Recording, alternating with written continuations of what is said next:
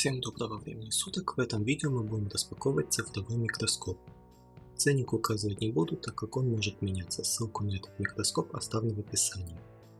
На посылке имеется наклейка, которая переводится примерно как «Товары, не отвечающие условиям, изложенным в статьях 28 и 29 о функционировании Европейского Союза». Насколько я понял, наклейка связана с некоторыми особенностями налогообложения внутри ЕС, нас оно не касается.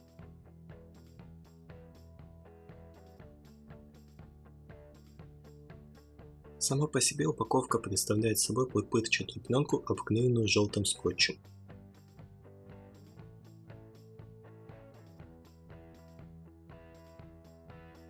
На коробке написаны характеристики, но при этом нарисован микроскоп с другим креплением. Инструкция также для микроскопа с другим креплением.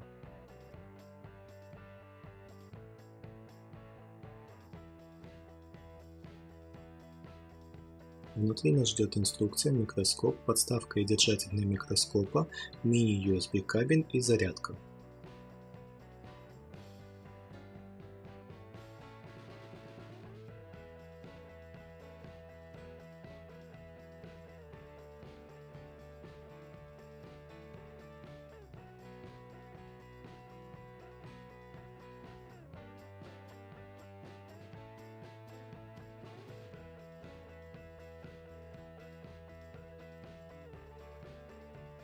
Осмотрим устройство. На передней панели 6 кнопок, двухцветный светодиод и ручка для фокусировки. В конечных положениях она болтается, а в центральном наоборот идет слишком туго. Качество ужасное. На правом боку разъем мини-USB, разъем для карточек, microSD и регулировка подсветки, которая с моей точки зрения слишком далеко расположена. Крутить не особо удобно. Сзади кнопка перезагрузки. С другого бока и сверху ничего нет. Снизу объектив камеры и светодиодная подсветка, защищенная пластиковым колпачком. Пластик шероховатый, это необходимо для более равномерного распределения света.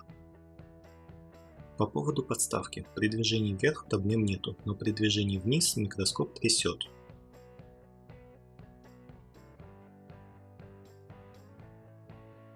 У устройства есть батарея. Время работы при включенной на максимум подсветке составляет около 8 часов, плюс-минус пара минут. Но есть три момента, которые необходимо знать. Первое. Мы не знаем, за сколько деградирует эта батарея. Возможно, после 50 или 100 циклов заряд-разряд она потеряет большую часть своей емкости. Второе. Как мы увидим дальше, батарею могут легко менять от партии к партии, т.е. время автономной работы у меня может быть больше или меньше, чем у вас. Третье. Отображение оставшегося заряда работает некорректно. Он в первый час убрал 2 из 3 деления аккумулятора, потом через 4 часа убрал последнее деление и после этого работал без делений вовсе. Пока мы не углубились в возможности микроскопа, про зарядку. Зарядка No Name, на ней написано 5 вольт 2 ампера. Проверяем, и действительно 2 ампера она выдает. Возможно и больше, но больше нагрузки у меня нету.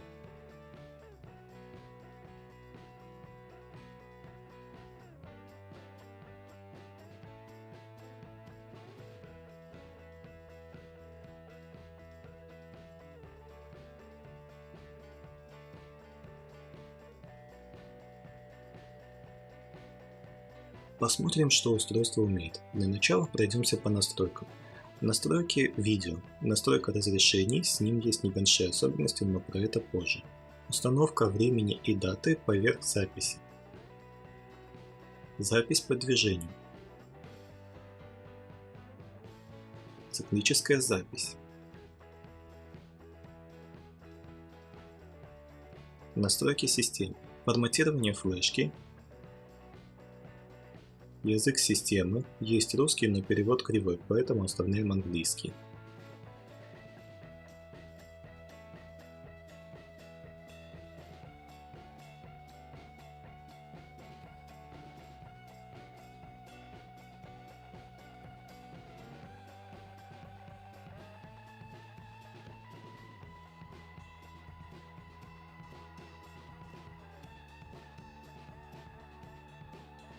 Автовыключение при бездействии.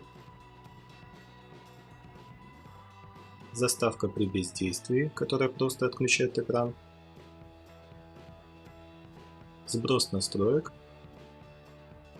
настройка частоты видеосъемки, настройка даты и времени, поворот картинки на 180 градусов,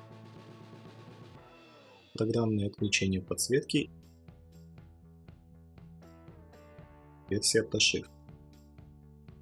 Настройки фото, разрешение, кратковременный вывод снимка после съемки, установка времени и даты поверх фото, задержка перед снимком. Последняя функция очень полезна, так как в момент нажатия кнопки для сохранения снимка микроскоп сильно трясется. Без нее получить четкий снимок с этим микроскопом невозможно. Попробовал что-то записать, и тут появилось 3 интересных момента. Первое. Микроскоп непонятно зачем пишет звук. Второе. Full HD отсутствует. Да, настройки выставлены на Full HD, но Full HD он не пишет. Третье. 600-кратного увеличения тут и близко нету. Начнем со второго. Вот 3 видео и свойства видеофайлов, записанные в 3 доступных разрешениях. Видео без какой-либо постобработки. Все 3 видео растянуты до Full HD, снималось все на минимальном расстоянии, на котором можно сфокусироваться. Это у нас как бы 1080p.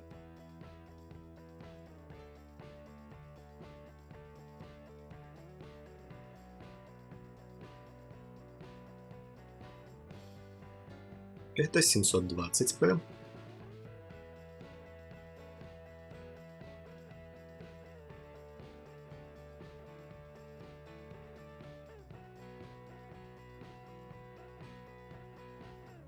Это VGA.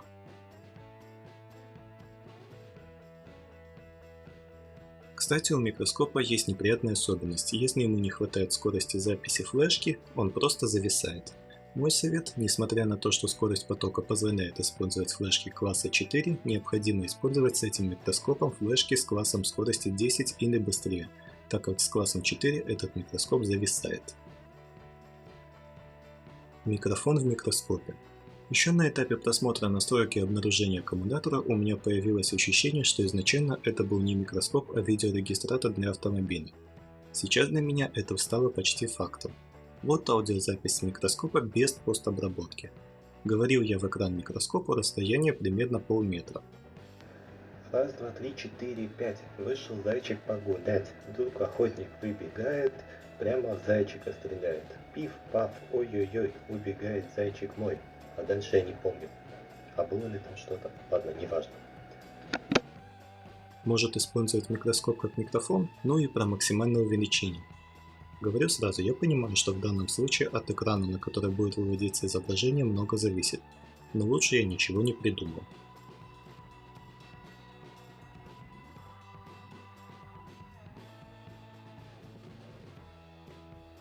Да, я понимаю, что на видео темная область кажется больше, но это особенности записи камеры.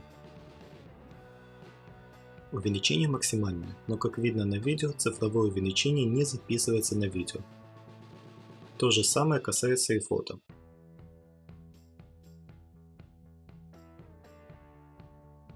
У меня получилось увеличение примерно в 160 раз с цифровым увеличением или в 40 раз без цифрового. Это очень далеко от 600 заявленных. Пойдем дальше. Удобен ли этот микроскоп для пайки? Предположим, что паяльник горячий. Расстояние я выставил с моей точки зрения минимально удобное для пайки. В микроскоп все прекрасно видно, но естественно есть два но. Первое. Похоже, что подставка алюминиевая или из сплава с алюминием. Она не магнитится, режется и сверлится скальпелем, холодит руку, но не крашеная.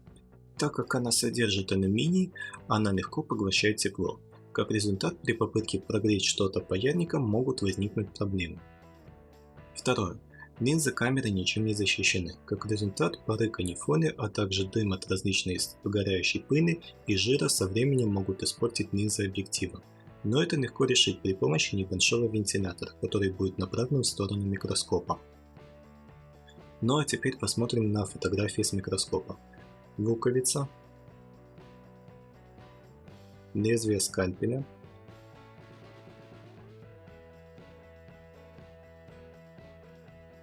экран Full HD на 5,5 дюймах. С моей точки зрения качество не очень. Ну а как вам, напишите в комментариях. Попробуем подключить микроскоп к компьютеру комплектным кабелем. Сразу открылась флешка микроскопа. Некоторые файлы я переименовал, они использовались в записи этого видео, но произошло не только это.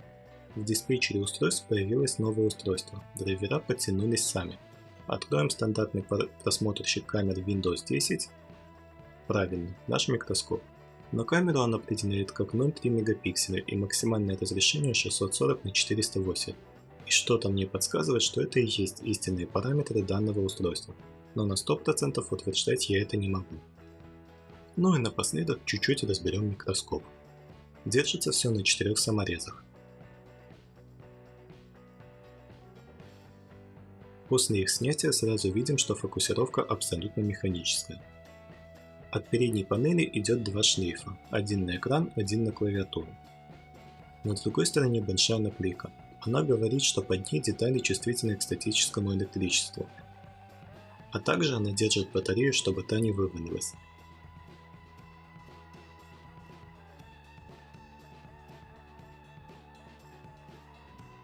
Приклеено хорошо, на батарее никаких обозначений нету.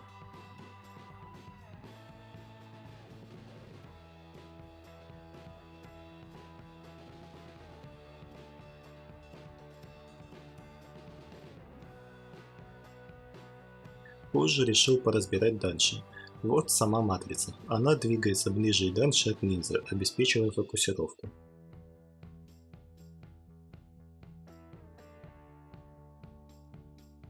Сзади есть маркировка, но это оказалась маркировка платы, а не модуля целиком.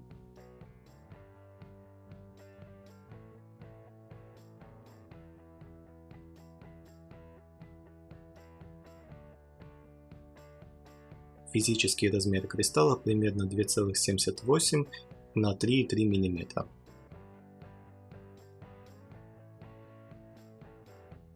Как итог, устройство назвать хорошим у меня язык не поворачивается, уж слишком много где китайцы наврали или чего-то не досказали. Но если его рассматривать как микроскоп для пайки, мелких деталей назвать плохим я тоже не могу. Если бы основные характеристики были более реальны, то есть реальное увеличение без цифрового хотя бы в 100 раз, запись в Full HD и допилили прошивку, при этом микрофон можно убрать полностью, это было бы очень хорошим устройством за свои деньги. Но сейчас ты надеешься при покупке на одно, а получаешь несколько иное.